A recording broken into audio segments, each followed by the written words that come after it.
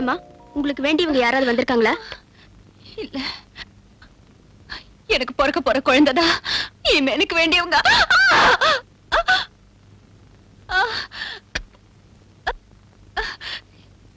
எதுக்கு சிஸ்டர் எனக்கு இன்ஜெக்ஷன் போட்டா பிரசவ வேதனை குறையுமா? வேண்டாம் சிஸ்டர், வேண்டாம். இதை விட எத்தனையோ வேதனையெல்லாம் என் வாழ்க்கையில தாங்கிருக்கேன். எனக்கு இன்ஜெக்ஷன் வேண்டாம். என்னால தாங்கிக்க முடியும்.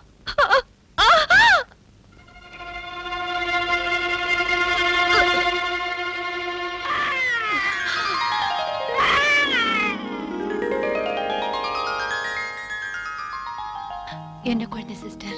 பெண் குழந்தைமா. பெண் குழந்தையா?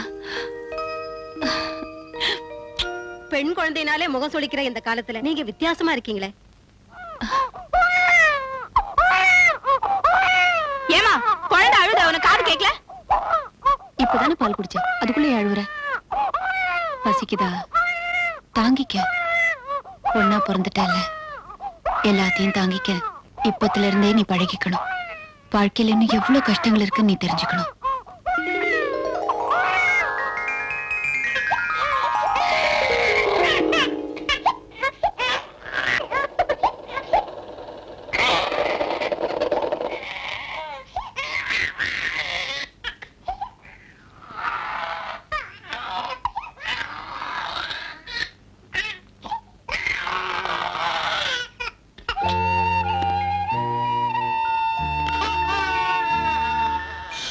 வாங்க.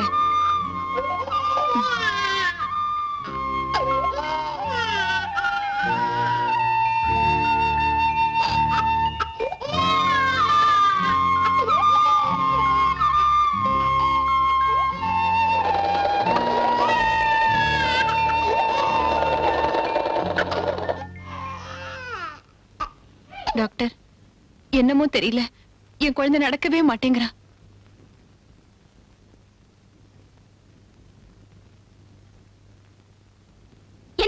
நீ இவ்வளவு அழகான குழந்தைய நடக்க முடியாம பண்ணிட்டியே. இந்த சின்ன ஹாஸ்பிடல்ல எதுவுமே செய்ய முடியாது. மெட்ராஸை கொண்டு போய் ஷாக் ட்ரீட்மெண்ட் கொடுத்தாதான் குணப்படுத்த முடியும்.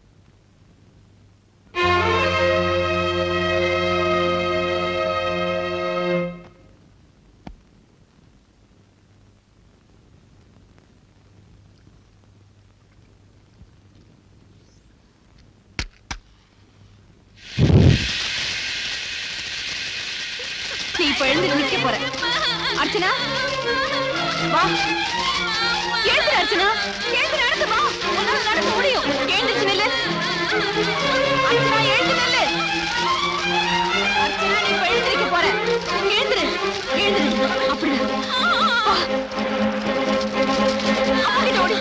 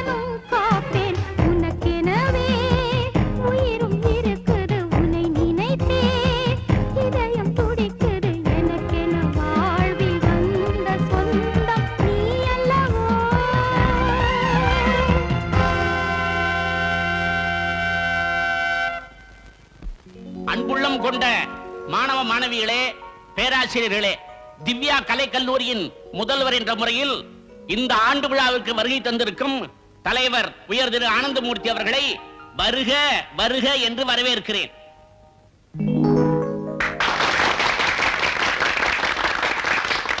அடுத்து ஒரு பேருரையை நிகழ்த்த வந்திருக்கும் நாவலாசிரியர் பேனா பெருமாள் சாமி அவர்களையும் வருக வருக என்று வரவேற்கிறேன்.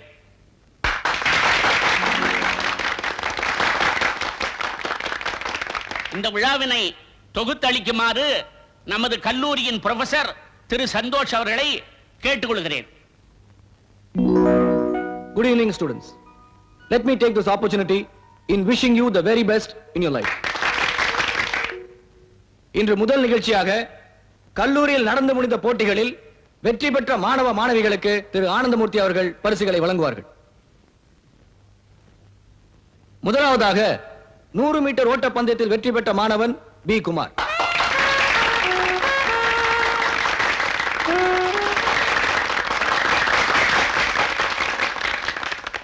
வெயிட் லிப்டிங் முதல் பரிசு கே தினேஷ்.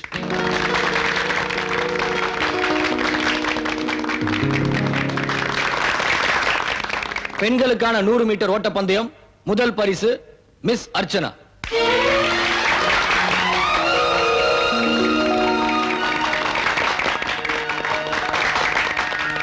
தமிழ் இலக்கிய சொற்பொழிவு போட்டி மிஸ் அர்ச்சனா. ஆங்கில கட்டுரை போட்டி மிஸ் அர்ச்சனா. தமிழ் கவிதை போட்டி மிஸ் அர்ச்சனா. ஓவிய போட்டி miss Archana. 200 metres race miss Archana. அடுத்தபடியாக கொஞ்சமா இந்த பரிசளிப்பு விழாவிலே பெண்களுக்கான அனைத்து போட்டிகளிலும் அத்தனை பரிசுகளையும் பெற்ற செல்வி அர்ச்சனா அவர்களின் மதிநுட்பத்தை நான் மனமாற பாராட்டுகின்றேன்.